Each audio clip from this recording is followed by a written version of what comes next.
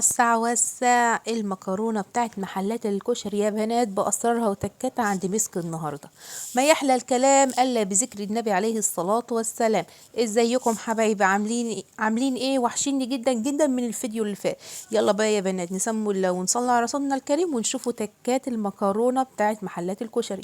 زي ما انتوا شايفين كده يا بنات، انا معايا صينية وسخنتها كويس جدا، وبعد ما سخنت نزلت بشوية زيت عشان برضو يسخنوا كويس جدا. يلا يا ست الكل، لو انت شايفه قناه مسك جديد يا ريت تعملي اشتراك للقناه وتفعلي زر الجرس. اما بقى لو انت مشتركه معايا في القناه يا ريت تحطي لايك من ايديك الحلوه دي.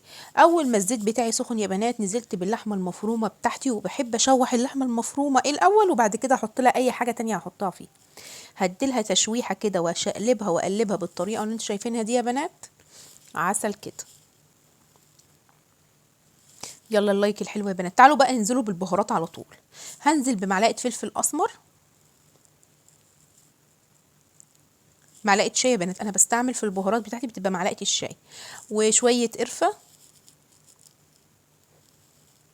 عليها نص معلقه بهارات سبعه، عليها كده معلقه محترمه كده بابريكا، يعني معلقه شاي محترمه كبيره يعني. بص بقى يا بنات، والسر هو في جوزة الطيب، رش لها شويه جوزة الطيب هتخليها تحفه جدا وريحتها خطيره يا بنات. يلا بقى قلبي كده وشقلبي البهارات مع اللحمه، خلي الريحه العطريه بتاعت البهارات تبدا تطلع معاكي كده. خلاص يا بنات، بالطريقه اللي شايفينها دي بدات اشوح اللحمه بتاعتي.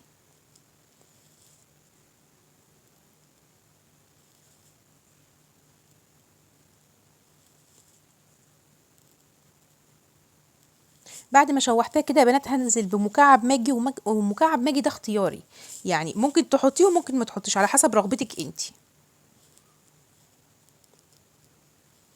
خلاص كده يا بنات، انا بحاول بس اخلي اللحمه المفرومه مفرفره. دي اولا افكها من بعضها، ثانيا مش عايزه اي لون احمر قدامكم عشان ركي ما هنزل البصل بتاعي ما يسحبش الزفره اللي في اللحمه. تمام يا بنات، زفرتها تطلع وريحه البهارات تبدا تتغلغل فيها كده وتبقى ريحتها رهيبه.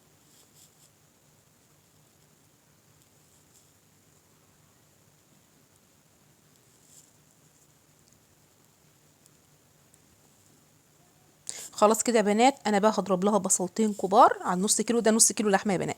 هضرب لها بصلتين كبار زي ما انتم شايفين كده. على فكره يا بنات انا مش مقطعه على ايديا، لا انا ضرباه في الكبه والله. كده احسن يعني. انا خلاص يعني هفضل بقى اقطع في بصل وكده ويقول لك لا تقطيع البصل احسن من تقطيع الكبه. ايه مش مستاهله يعني.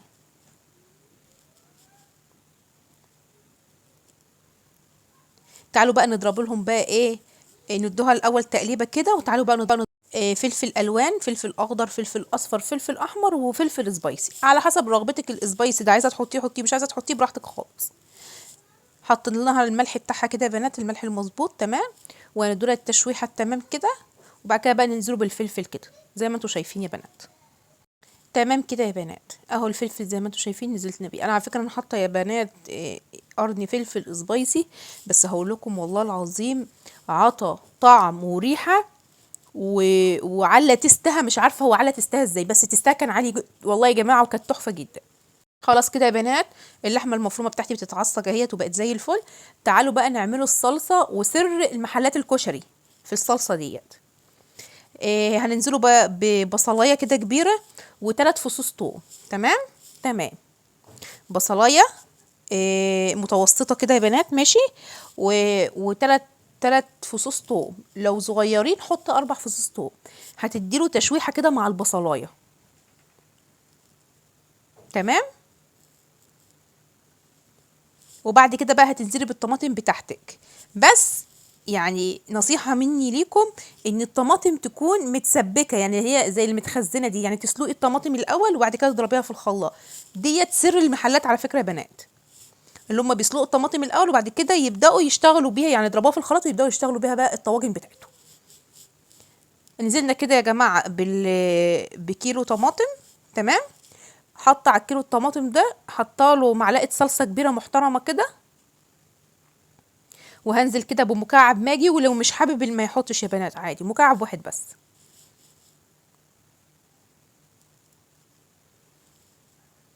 وكام ورقة لوري ده بقى يا بنات بيتخلي ريحتها فظيعة. ايوه كده.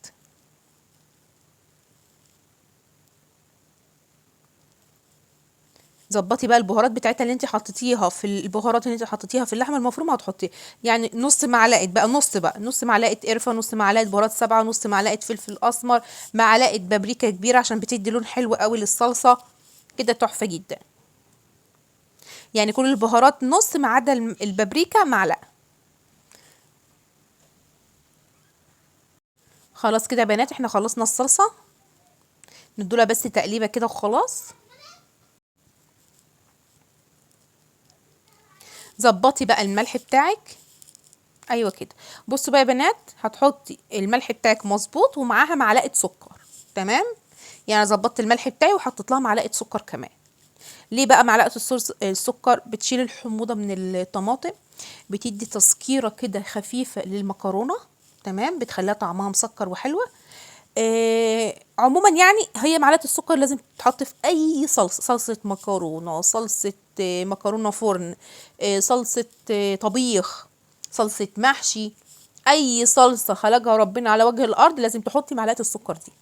زودت لها ميه يا بنات عشان انا الطماطم بتاعتي متسبكه اساسا. تمام. زودت لها ميه لان انا مش محتاجه بس اللي هي تغلي بس وتفك بس التلج بتاعها. تعالوا بقى نحضروا الطواجن مع بعض. خلاص بقى اللحمه المفرومه بتاعتنا بقت زي الفل. هبدا كده ارص الكميه المحترمه اللي على قد اسرتي. انا عامله 3 طواجن، ممكن انت تعملي 4، ممكن انت تعملي 2، فكميه اللحمه المفرومه دي انت صاحبه التحكم فيها بس مش انا. بس انا بقول لك فكرتي بس، واحنا كلنا شطار طبعا، احنا متفقين على كده، احنا كلنا زي الفل في المطبخ، بس كل واحده عندها تريكات كده خفيفه بتبقى في المطبخ مختلفه عن التانية. انا حابه اوصلها لكم بس مش اكتر من كده. بصوا يا بنات، انا معايا 3 اكياس مكرونه. الطواجن بتاعتي دي ما هي صغيره، الطواجن بتاعتي دي كبيره يا بنات. ماشي. انا حطيت كده تقريبا كده إيه كيسين ونص مكرونه، وعملت بقى شويه المكرونه اللي فاضل في الطاجن الصغير ده. وبدات بقى انزل بالصلصه بتاعتي. بصوا بقى يا بنات، شربي على قد ما تقدري لحد ما توصلي لفوق كده وتحسي ان المكرونه الميه في يعني الصلصه باينه فيها سيكه كده. حطيت لها ورق زبده، بدات بقى احط لها ورق الفويل من فوق هي كمان، وغلفتهم كويس كويس يا بنات. احنا غلفناهم اهوت، هيبداوا بقى يدخلوا على فرن 180، وطلعوا بقى بالعظمه دي يا بنات. بالظبط خدوا منك قد ايه مسك؟ بالظبط كده خدوا مني نص ساعه يا بنات، بس الفرن بتاعهم كان حامي، وكنت حطاهم على الشبكه من تحت، مش الرف اوسط، التحت تحت يا جماعه، في الفرن من تحت. تمام. خدوا مني نص ساعه وكانوا طالعين والله زي الفل يا بنات. وطبعا الكاميرا بتاعه الورق الفويل والزبده بتجيب احسنها مكرونه. بصوا بقى يا بنات، عايزاكم بقى تشوفوا العظمه دي وتصلوا على رسولنا الكريم وتحطي لايك من ايديك الحلوه ديت. تعالوا بقى اوريكم الطاجن الصغير. طبعا في طاجين لسه في الفرن، هم خلصوا خلاص وانا طفيت عليهم، بس احنا هنبداوا دلوقتي ناكلوا طاجين، فانا طلعت طاجن بطاجن وصلت لكم. تعالوا بقى نقلبوا مع بعض الطاجن الصغنون الجميل الرقيق ده.